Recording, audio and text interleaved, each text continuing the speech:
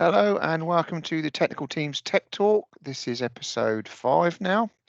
And in this 5th episode, we're going to be talking about boilers in bathrooms. So today, my name is John Palmer. I've been here before. You've seen me before. And today I'm joined by another John. This is John Marshall. You want to introduce yourself, John? Hello there. Yeah, my name's John. As John just said, I'm the latest member to the team. I joined about 10 months ago. My history in the industry, should I say. I got an apprenticeship when I was 17 with a heating company. We did oil and gas, and then basically from there onwards, I've just been a plumber, gas engineer. Done installs, service and breakdown. I did some time on the emergency and distribution. Join this as well. So I had quite a varied career, and now it's even more varied because I've ended up working for GasSafe, doing the job that I'm doing now, basically. Yeah. How are you finding it? All right. I'm finding it challenging to say the least, but it does get a little bit easier the further we go along. Yeah, it's not all about hobs on flexes and No, hobs not with no, no not FSDs. It's everything and everything. It's incredibly varied job. But we always say it's a 3-year apprenticeship on the technical team. So let's talk a bit about boilers in bathrooms. So this is going to go hand in hand with the next edition of the magazine, because in that next edition of the magazine there will be an article on boilers and bathrooms. So we're going to talk about it and dip a toe in it today, and just the little basics about that. So John, do you want to take it away? Yeah, well, we do get quite a few calls about boilers in bathrooms, whether it's from installers or people who just turned up to do a gas service, or whether it's doing a landlord's gas safety record. Yeah. Just get a little bit confused. I've got a boiler in a bathroom. Is it right? Is it wrong? So they'll give us a call, and generally the first thing I'll say, is it room sealed? We can't be having open flue boilers in bathrooms, can we, John? Not anymore. So it used to be. So I think it's like February 1984. The rules changed, and you couldn't have an open fluid appliance. So before that, it would be an NCS, and it was an at-risk if it was after that. But the new IGM G11, the Gas Industry Unsafe Situations Procedures, now states that it's ID across the board. Enough is enough. A line has been drawn, so now it would be an immediately dangerous. Anything other than a room sealed appliance in a bathroom is classified as immediately dangerous. So once we verified that, we've gone beyond that. We'll have a look. Right, okay, then what is it? Whereabouts is it? Is it installed, or whereabouts do you intend to install it? So if you are an installer, you're thinking about putting it in a bathroom, the first thing I'll say to them, is there anywhere else you can put it? Because it does actually mention in the British Standard 6798, we'll put a boiler in a bathroom if there's basically nowhere else for it to go.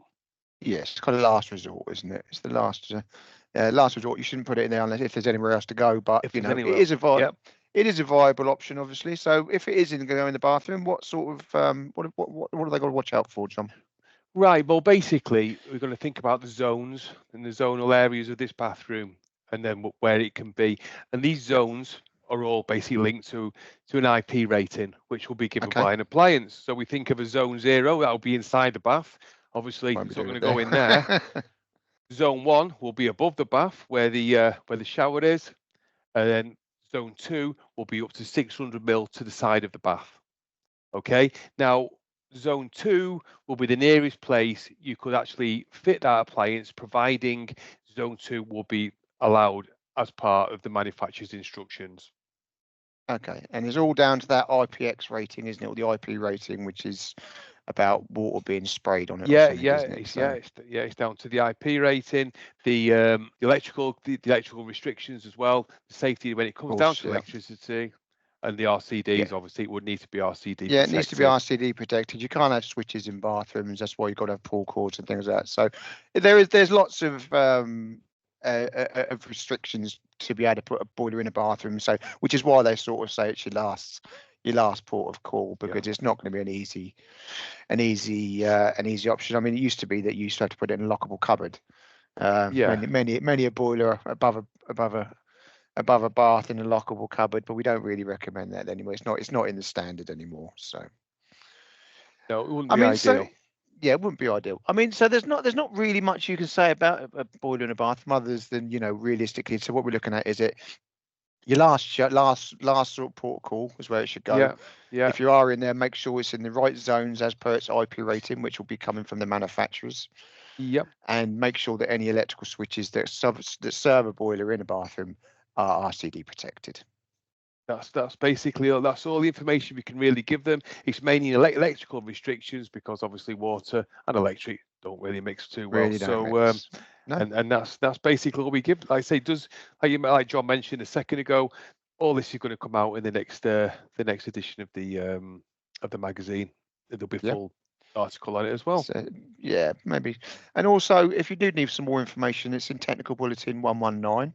Of course it is. Yeah. Okay. If you go to Technical Bulletin 119, that does give you a little bit more information as to a bit more detailed information about it. Talking about the website, another area really we just want to highlight quickly is the standard subscription package, which you can get. So at the end of last year, British Standard 5440 was updated and released. So 5440 is your chimney flues and ventilation. So part 1 is chimney fluing, part 2 is ventilation.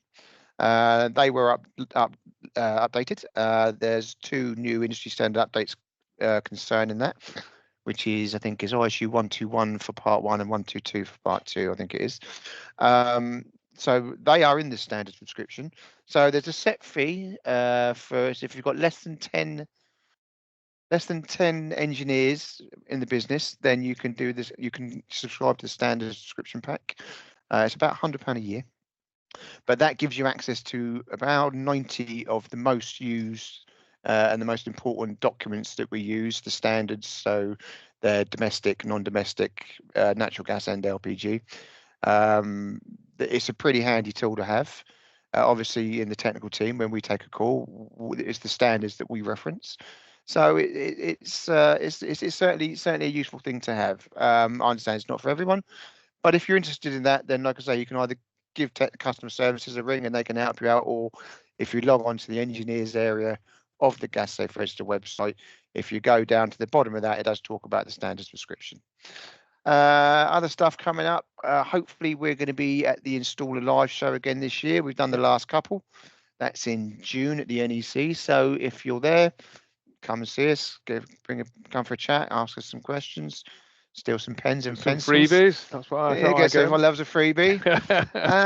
Other than that, like I say, is that's about it. Watch out for the next edition of the magazine. So thanks everyone for tuning in. If everyone got any feedback or they want to discuss what we talked about, or if they've got any ideas for what they'd like us to talk about in any upcoming episodes, drop us an email to technical@gassaferegister. It's all one word. So gassaferegister.co.uk. Also, if you have any technical queries, they go to that inbox. Or you can always just give us a ring. It's 0800 408 5577. I think it's option 2 for technical now. So thanks for listening. Give us a shout. Thank you very much. Bye bye.